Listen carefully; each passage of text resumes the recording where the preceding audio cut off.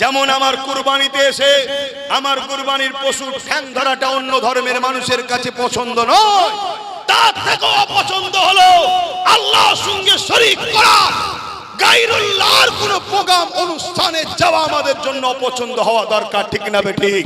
কিন্তু আজ আমরা দেখছি কি বিজয়া উৎসবের নামে হাজার হাজার মুসলমানকে এই জায়গায় নিয়ে গিয়ে আল্লাহ থেকে দূরত্ব বানাচ্ছে।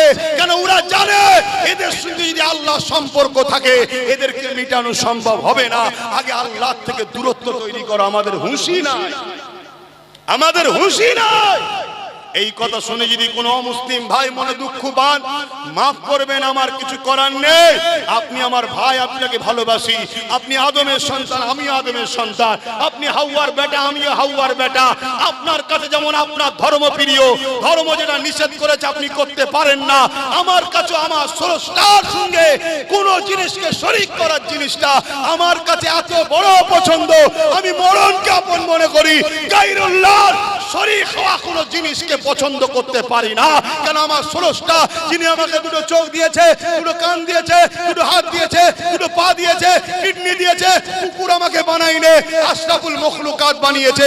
সেই গায়রুল্লাহর সঙ্গে শরীক করে সেই আল্লাহর সঙ্গে কখনো ধোঁকা দিতে আমি পারি না, পারি না, পারি না। তাই আমার ইসলাম যেখানে নিষেধ করেছে সেখান থেকে আমাদের যুব সমাজকে বাঁচাবার জন্য একজন ইসলামের দায়ী হিসাবে, ইসলামের প্রচারক হিসাবে এটা আমার দায়িত্ব। নাই কিয়ামতের দিন আল্লাহ আমার জিভকে টেনে জাহান্নামের কাঁচি দিয়ে কাটবে। তুই হক কথা বলিস নি কেন?